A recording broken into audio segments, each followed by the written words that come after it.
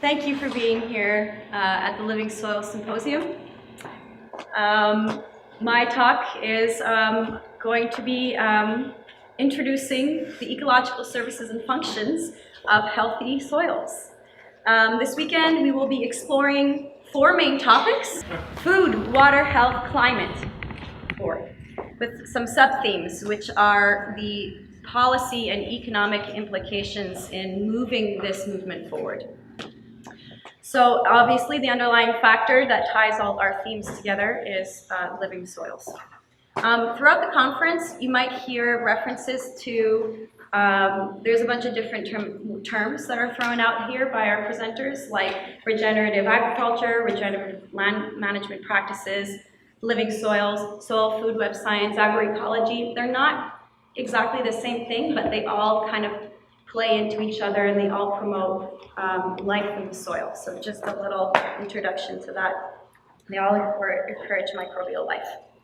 So if you were to look at the soil as a member of our community, what does she do to sustain life on Earth?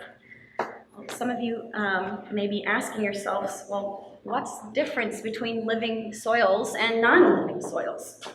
Well, I like to start with an analogy to the human body.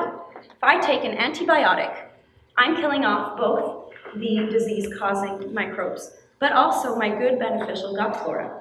And if I never re-inoculate my body with probiotic afterwards, I'm just going to keep having issues, nutrient absorption problems, mineral retention, probably get some infections, any seasonal cough or flu that's going around, I'll be very susceptible to it. So the soil is exactly the same.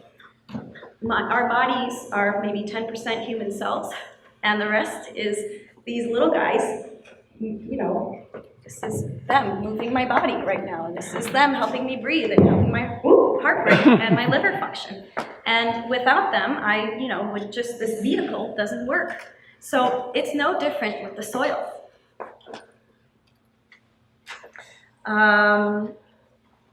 So the difference between healthy soil and non-healthy soil is exactly that. The lack of microbes or the wrong balance of microorganisms in a system. We don't call it soil, we call it dirt. So dirt is without the presence of these microbes. Soil, by definition, is parent material, so clay, sand, silt, water, air, organic matter, and microorganisms. So if we don't have the microorganisms, we don't call it soil. We call it dirt. So these are the microbes. Welcome. These are the stars of this weekend. They should be. And when we talk about soil microbes, we tend to only hear about bacteria. But there are way more than just bacteria in the soil food web. So let me introduce you to the rest of the soil food web. But starting with the bacteria, quite simply put, these are the recyclers. They recycle nutrients from the organic matter, from the plant juices that are coming out of the root systems, and they hold on to them in their bodies, create glues around their bodies. These glues have a certain pH, and bacteria form little microaggregates. They take all the little soil particles to make little clumps of soil, microaggregates as we call it. Then the fungi come along. They're also the kind of recyclers of the soil. They consume the carbonous organic material, so like dry leaves, wood chips, and they also consume the root juices. So if the fungi are making these little microaggregates, we can think of them as bricks. The fungi take the bricks that the bacteria make, and they build the condominiums, the pools, the halls, the tunnels. They build the structure of the soil. Very important that the fungi are there. And then, of course, these nutrients can't remain in the bodies of the bacteria and the fungi because they're not available to the plants. So this is why we really need a whole food web present. And they're predators. So bacterial predators, the protozoan family, amoeba, flagellates. The ciliates consume the anaerobic bacteria. The bacterial feeding nematodes. There's some people, they hear nematodes, they go, oh no, but actually, oh yes. We don't want root feeders in our system. The root feeding nematodes that they penetrate the roots, and they'll also drink the plant juices, and they tend to cause problems. But luckily, we have predator nematodes that love to eat these root feeders and keep them in check. We also have root nematode trapping fungi, and so there's mechanisms for this. We need the fungal feeding nematodes to consume the fungal hypha and release the nutrients from the fungi. And there's the microarthropods, and then the insects, and then the worms, and then the birds, and the small animals, and the cycle of life continues as we all learned in our biology class. And then one more, there's the mycorrhiza. Where does the mycorrhiza fit in all this? Mycorrhiza is the grand orchestrator. Hey, there's a plant over there that needs some calcium, and over there there's too much water, but they need some water over there. Go, go, go, go, go. They are allocating their resources. Importance of mycorrhizal colonization to connect the plants so they can communicate and share resources.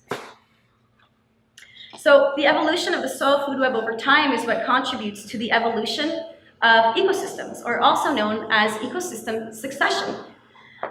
In ecology, there's a term we call biological indicators, and these are species whose mere presence will tell us a lot about the direction of the ecosystem. And a good example of this is birds, but soil microbes are also a very good biological indicator to tell us where in succession we are or where we're going. So, as it has been shown, the ecological monograph, Dr. Leiningham and co., what has been observed over ecosystem succession is that at the beginning, we have no fungal life.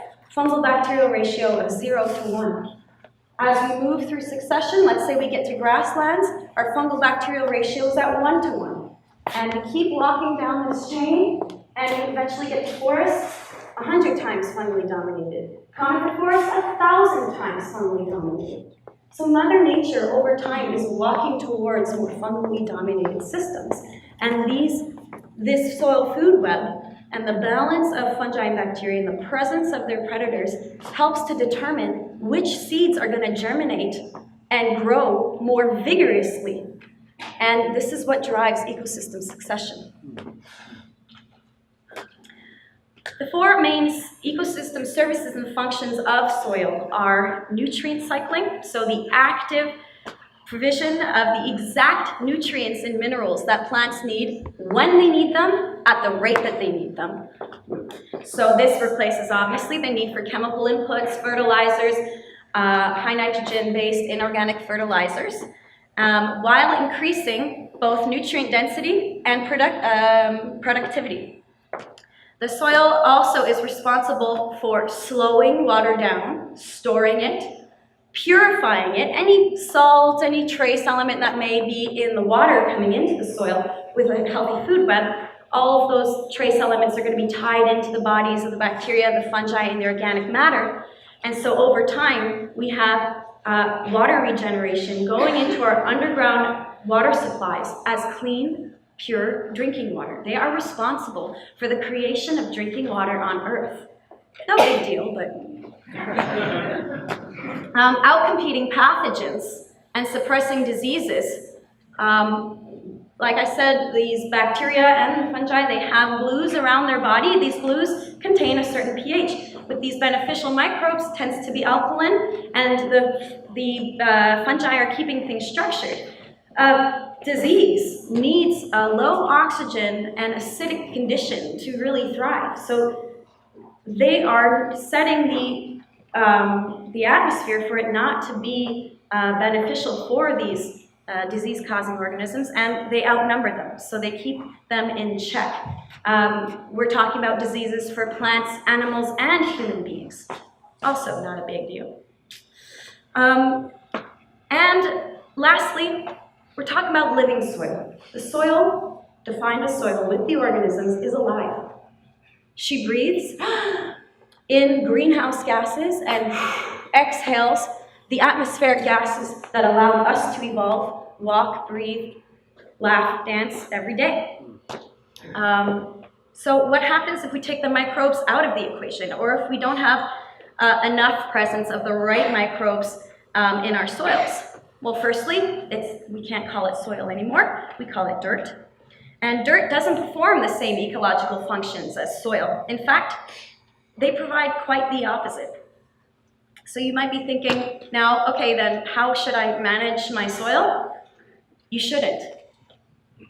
You should be managing to set up the conditions so that the microbial community in the soil can team up with the plants, and the plant will manage itself. Understanding this fundamental relationship between plant lives and the microbes is critical if we're going to move forward as a global society, integrating living soils technology, or I guess information, into our systems. So let's take a look at the relationship between both the living scenario and the dirt scenario. So on this side of the screen, I guess it's the left, no, the right side of the screen, we have a beautiful soil horizon. You see, horizon is just a fancy word we use for the layers in the soil. So we see nice, dark, 70% cocoa brown soil. You can see that there's room between the rocks. There's structure. This nice dark earth color is going down into the soil, and there is life, room for life to live. Contrasted to this side of the screen, we see these rocks, and in between all the little pebbles of sand, silt, and clay, there is no structure. There is no room. There's no room for air. There's no room for water, and there's certainly no room for beneficial microbial life. So what happens now if we introduce a plant into this system? Look at this beautiful living soil side. The roots are able to grow, penetrate down into the layers of the horizons.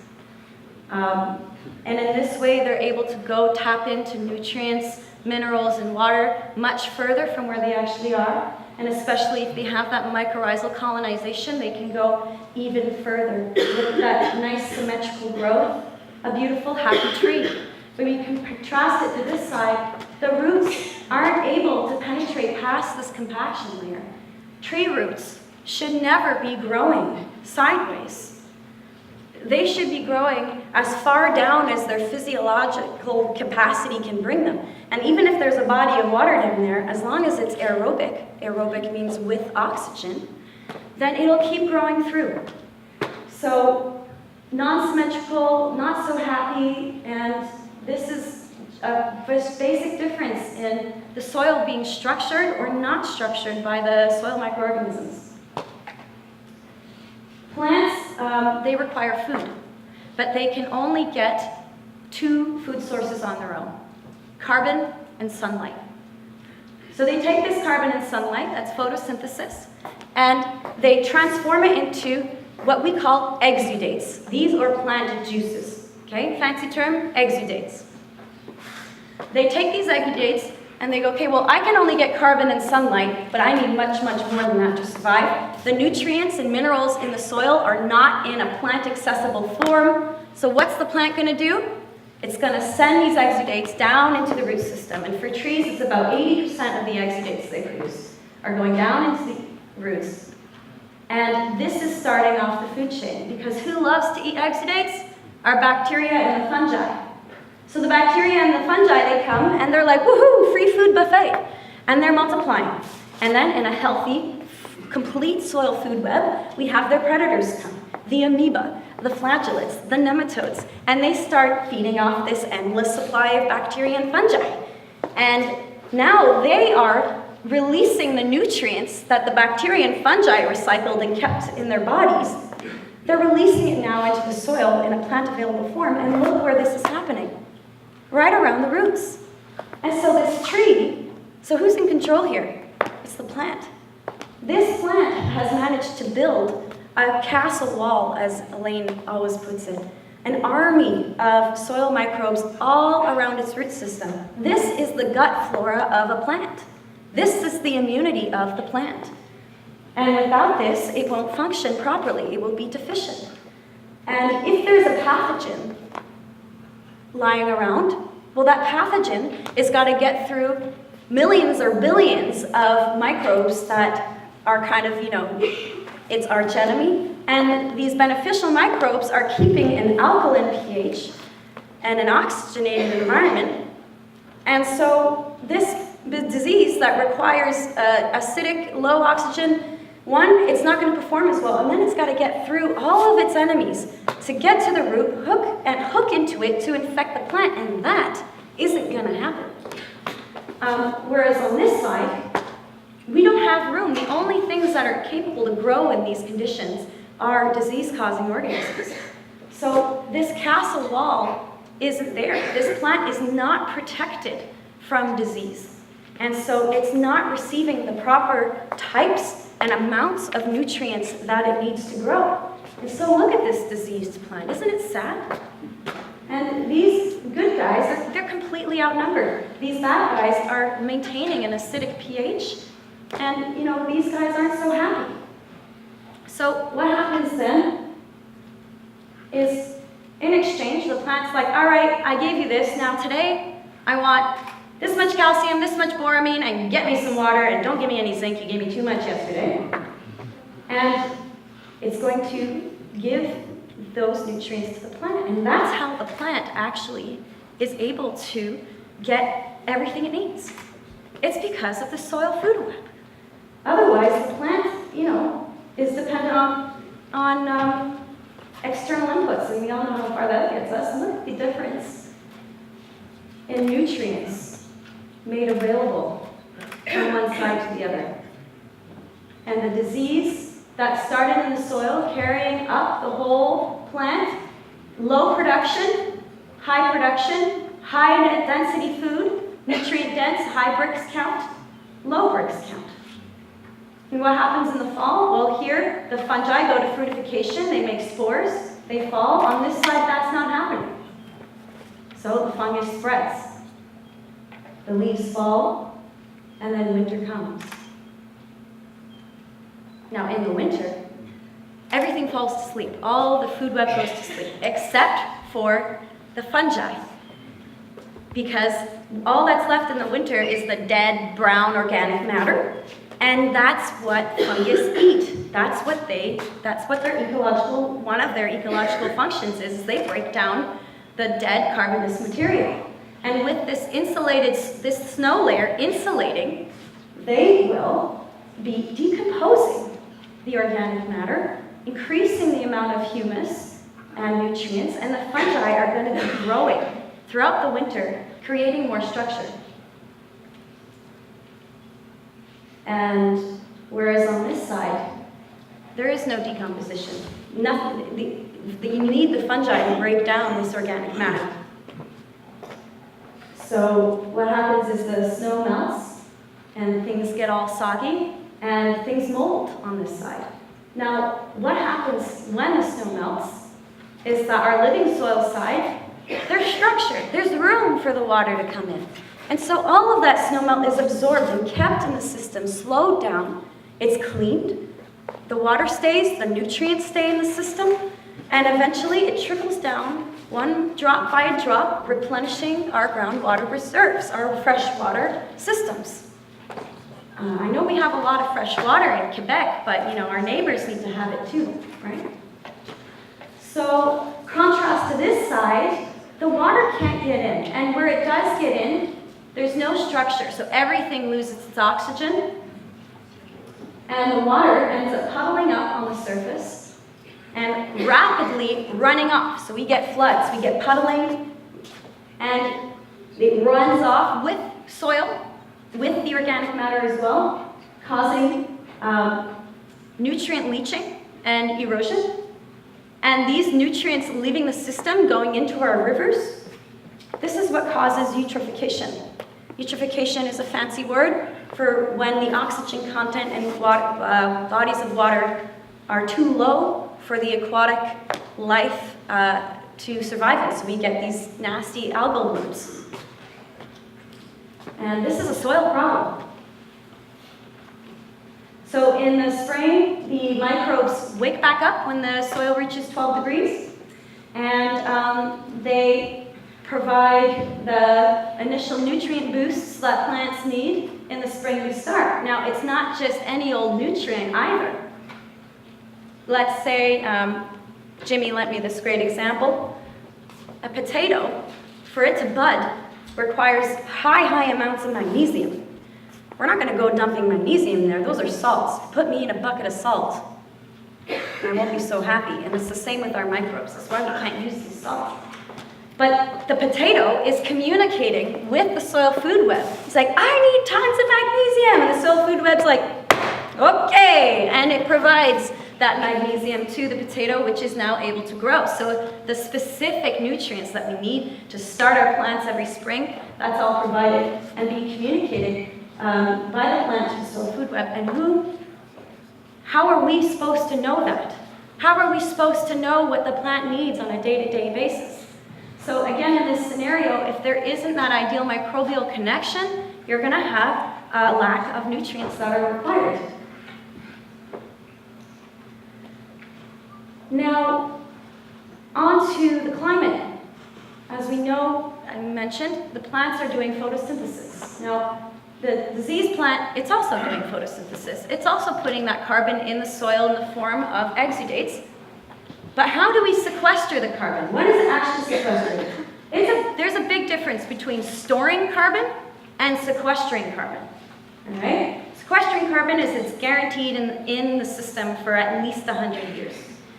So they perform photosynthesis, they put this in the ground, but it's only actually sequestered because it gets into the bodies of the soil microbes. And the soil microbes stay in the system.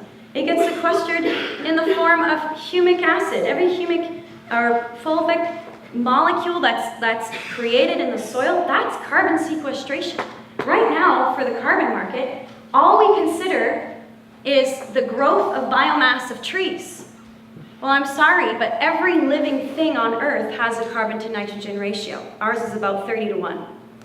And every single member of the soil food web also has a carbon to nitrogen ratio. So the mere growth of the food chain is carbon sequestration. David Johnson did a fantastic job connecting the growth of fungus in the soil to carbon sequestration. Fungus is a tube of carbon. They're literally carbon tubes.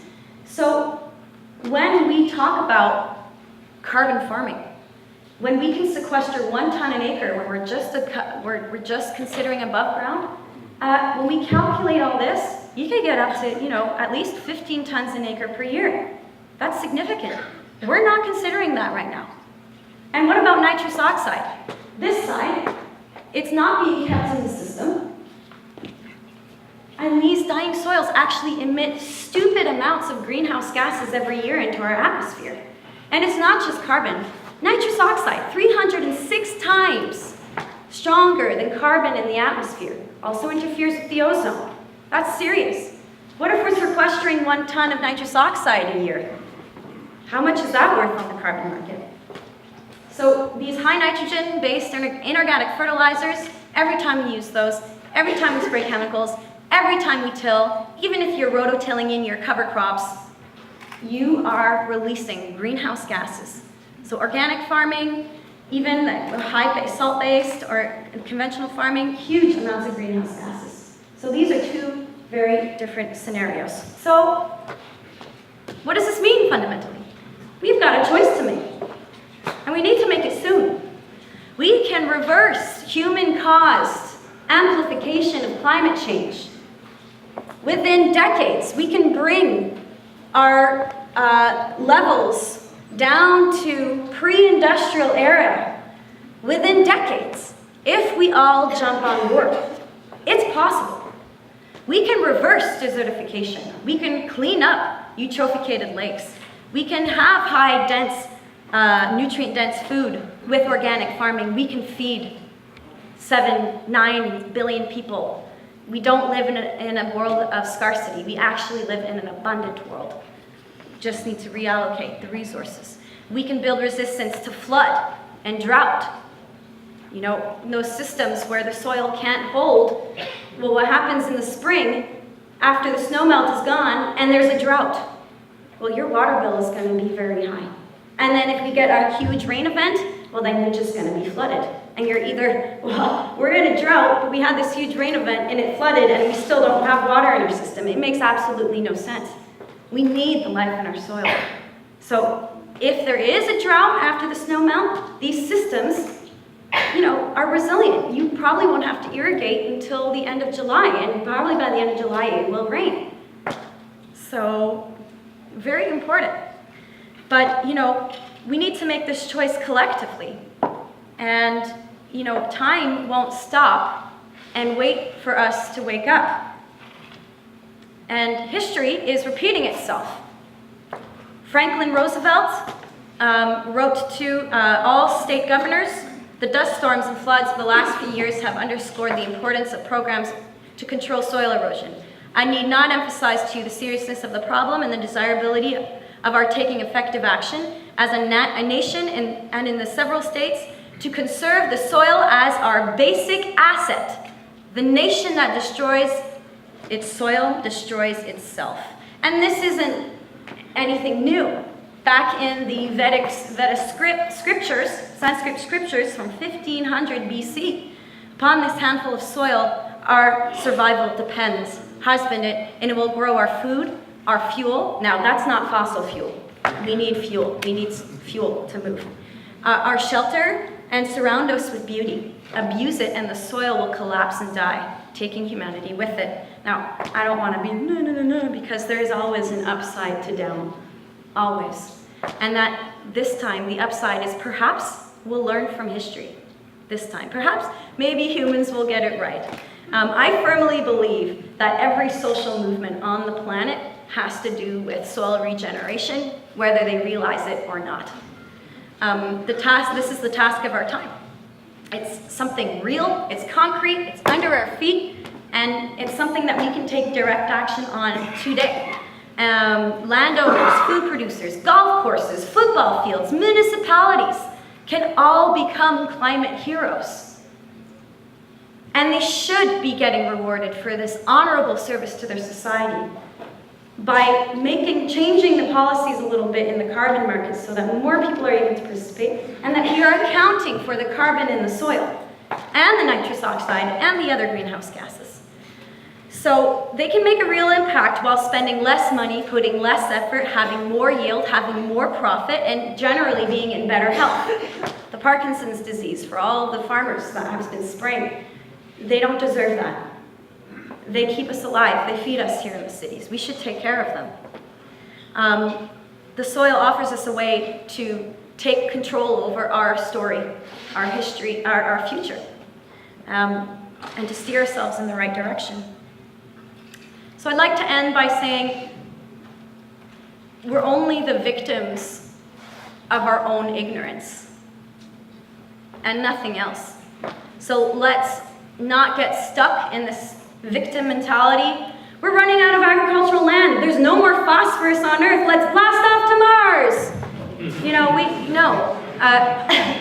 Calm down. Take a look at the issue. The minute we decide that we don't have power is the minute we give it up. So I want you all to know that every person can make a difference, and you just have to decide. As the late Bill Mollison said, as the world's problems get increasingly more complicated, the solutions become embarrassingly simple.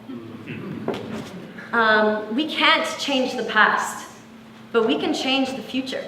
But we gotta think, act, and take action now. We gotta be in now mode. And every day, we vote for the future. Every action, interaction, transaction, financial decision you make, you are voting for the future. So keep in mind your power. You have power. Every farmer or landowner or municipality that switches their soil management practices to those that regenerate the soil is a step towards this future we know is possible. So we live on planet Earth. What were we expecting? That's it.